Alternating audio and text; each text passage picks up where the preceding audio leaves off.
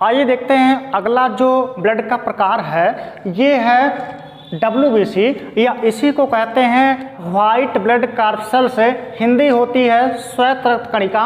इसका एक अन्य नाम है ल्यूकोसाइट्स। इसके बारे में हम देखते हैं इसका क्या क्या लक्षण है। तो जैसे आपको बताया गया था किसमें जो RBC होता है इसमें क्या होता है, केंद्रक नहीं होता है, लेकिन जो WBC होता है इसमें केंद्रक पाया जाता है, केंद्रक पाया जाता है। ठीक, पाया जाता है, किसमें केंद्रक पाया जाता है, तो WBC में केंद्रक पाया जाता है। ठीक, और जो WBC होती है इसका जो आकार होता है ये अनिश्चित होता है, मतलब इसका आकार कुछ कोई फिक्स नहीं है, कोई निश्चित नहीं है, इसलिए इसको हम कहते हैं अमीबाकार। ठीक, WBC का जो आकार होता है वो कैसा होता है, अमीबाकार। अमीबा का कौन सा आकार होता है, तो दोस्तों आप पढ़े होंगे एक अमीबा जीव होता है प्रोटोजोआ संघ का। तो जो प्रोटोजोआ संघ का अमीबा है इसका कोई आकार नहीं होता, मतलब जिस आकार में चाहे जो अमीबा होता है उसी आकार में हो जाता है। तो WBC को कहा गया कि इसका भी जो आकार होता है वो अमीबाकार होता है, मतलब ये फिक्स नहीं है कि WBC का आकार क्या होगा। ठीक, कैसा इसका आकार होगा ये कुछ फिक्स नहीं है कि WBC का आकार कैसा होगा। अगला जो पॉइंट है, क्वेश्चन आता है कि श्वेत रक्त कणिकाओं का निर्माण कहाँ से होता है। तो जैसे कि आपको बताया गया था कि जो आपका RBC होता है इसका निर्माण कहाँ होता था, तो लाल अस्थिमज्जा में होता है। WBC का निर्माण भी किसमें होता है, अस्थिमज्जा में होता है। इसका निर्माण भी कहाँ होता है, अस्थिमज्जा में होता है। इसका निर्माण कहाँ होता है, अस्थिमज्जा यानी कि बोन मैरो में होता है, बोन मैरो में होता है। अगर इसके हम जीवन काल की बात करें तो यह 10 से लेकर के 13 दिन इनका क्या होता है, जीवन काल होता है। RBC का WBC का जो जीवन काल होता है यानी लाइफ साइकिल होती है 10 से लेकर 13 दिन की होती है। जो WBC की सेल्स होती हैं ये भी दो प्रकार की होती हैं। सबसे पहला होता है दानेदार श्वेत रक्त कणिका, दानेदार श्वेत रक्त कणिका, और दूसरा होता आदानेदार श्वेत रक्त कणिका। दो प्रकार की होती हैं। पहला क्या है, तो श्वेत रक्त कणिका का एक है दानेदार श्वेत रक्त कणिका और दूसरा होता अदानेदार श्वेत रक्त कणिका। जो दानेदार श्वेत रक्त कणिकाएं होती हैं यह भी 3 प्रकार की होती हैं। सबसे पहला क्या होता है,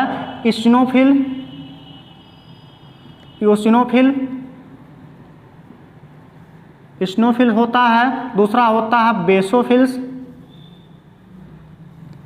और तीसरा होता है न्यूट्रोफिल्स। इस्नोफिल्स, basophil, neutrophils. और जो अदानेदार रक्त कणिकाएं होती हैं यह 2 प्रकार की होती हैं। पहला क्या है, तो मोनोसाइट्स कोशिका, मोनोसाइट्स, और दूसरा होता है लिम्फोसाइट्स कोशिका। ठीक, तो श्वेत रक्त कणिकाएं 2 प्रकार की, दानेदार श्वेत रक्त कणिकाएं इसके 3 प्रकार हैं, इस्नोफिल्स, बेसोफिल्स, न्यूट्रोफिल्स। ये क्या है, तो दानेदार श्वेत रक्त कणिकाएं हैं। अदानेदार श्वेत रक्त कणिकाएं भी 2 प्रकार की हैं, मोनोसाइट्स और कौन, लिम्फोसाइट्स कोशिका। ठीक दोस्तों, अगर हम बात करें WBC की कोशिकाओं का तो इनका जो कार्य होता है, कार्य क्या होता है, तो इनका सबसे मुख्य जो कार्य होता है शरीर में इम्यून सिस्टम का निर्माण करना होता है, यानी शरीर में प्रतिरक्षा तंत्र का निर्माण करना होता है। और प्रतिरक्षा तंत्र का कार्य क्या होता है, तो रोगों से लड़ने में जो हमको क्षमता मिलती है शरीर को वह मिलती है इम्यून सिस्टम से ही। जैसे अगर आपको फीवर हो जाए या साधारण सर्दी जुकाम ही हो जाए तो क्या दवा ना खाएं तो नहीं ठीक होगा, अगर साधारण सर्दी जुकाम है तो वह स्वतः ठीक हो जाता है। खासकर जो लिम्फोसाइट्स की कोशिकाएं होती हैं ये क्या करती हैं, प्रतिरक्षा तंत्र के निर्माण में सबसे ज़्यादा भाग लेती हैं। ठीक, आपने एक रोग सुना होगा एड्स सुना होगा। एड्स होता है HIV वायरस से, ह्यूमन इम्यूनो वायरस। HIV का फुल फॉर्म होता है ह्यूमन इम्यूनो वायरस। तो जो HIV वायरस से एड्स होता है, ये वायरस क्या करता है, इसी लिम्फोसाइट्स की कोशिका को सबसे पहले क्या कर देगा, नष्ट कर देगा। और अगर लिम्फोसाइट्स की कोशिकाएं नष्ट हुई तो जो व्यक्ति में HIV फैला है उसकी प्रतिरक्षा तंत्र क्या होगी, पूरी तरह से नष्ट हो जाएगी। और जिस व्यक्ति में प्रतिरक्षा तंत्र नष्ट हो जाती है उसको ना तो कोई दवा काम करती है, ध्यान दीजिएगा दोस्तों, किसी भी व्यक्ति में दवा तभी काम करती है जब उसका प्रतिरक्षा तंत्र सही तरह से काम कर रहा होता है, तो जो दवा है वो जल्दी काम करता है। लेकिन अगर प्रतिरक्षा तंत्र किसी का डैमेज हो गया हो, नष्ट हो गया हो, तो उसको कितनी भी अच्छी क्यों ना दवाई हो काम नहीं करता है। तो ये HIV का जो केस होता है इसमें जब लिम्फोसाइट्स की कोशिकाएं डेड हो जाती है, सब नष्ट हो जाती हैं, तो जो शरीर की प्रतिरक्षा तंत्र है खत्म हो जाती है। इसका मतलब उस व्यक्ति को जिसको HIV होता है उसको जितना भी रोग होगा सब रखे रह जाएगा, कोई ठीक नहीं होगा। क्यों?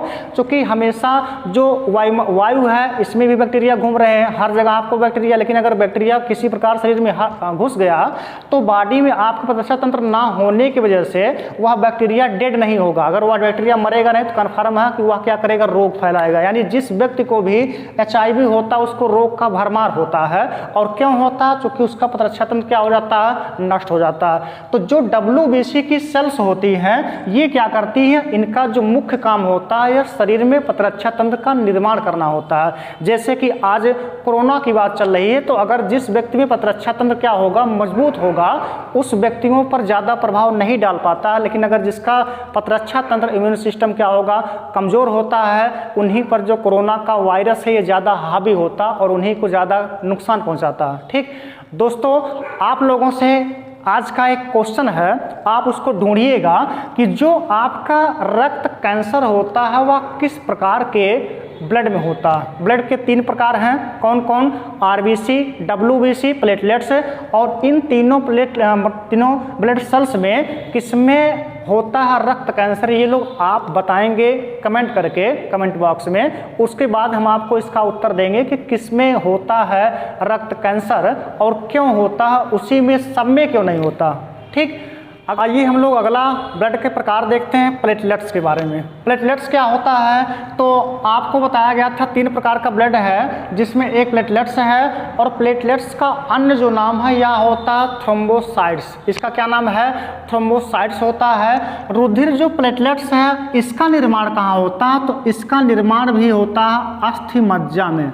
अस्थि मज्जा में इसका भी निर्माण होता है। क्वेश्चन आता है कि प्लेटलेट्स का निर्माण कहाँ होता है? अस्थि मज्जा में होता है। दूसरा क्वेश्चन आता है कि जो आपके प्लेटलेट्स होते हैं क्या इसमें केंद्रक होता है? नहीं, तो इसमें भी केंद्रक नहीं होता है। जो प्लेटलेट्स होता है इनका जीवन काल कितना होता है? तो प्लेटलेट्स का जो जीवन काल होता है 7 से 10 दिन का होता है। इसकी मृत्यु कहाँ होती है? तो इसकी मृत्यु भी होती है यकृत और प्लीहा में। कहाँ पर? यकृत और कहाँ पर? प्लीहा में इसकी भी क्या होती है? मृत्यु होती है यकृत और प्लीहा में।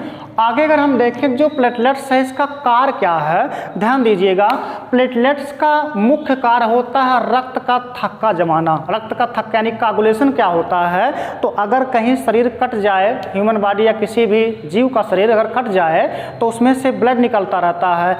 अगर ब्लड का थक्का ना जमे यानी कि ब्लड ना जमे तो जितना ब्लड है सब निकल जाएगा और ब्लड की कमी होने से उस व्यक्ति की मौत हो जाएगी। लेकिन जो आपका प्लेटलेट्स होता है ये क्या करता है? उस ब्लड का थक्का जमा देता है जिससे ब्लड जो होता है बहना बंद हो जाता है। आइए देखते हैं कौन कौन ऐसा फैक्टर है जो क्या करता है, रक्त का थक्का जमाता है। तो सबसे पहला क्या जरूरी है रक्त का थक्का जमाने के लिए? प्रोथ्राम्बिन। प्रोथ्राम्बिन एक प्रकार का प्रोटीन है, प्रोथ्राम्बिन की आवश्यकता पड़ती है। प्लस एक अन्य प्रोटीन है जिसका नाम है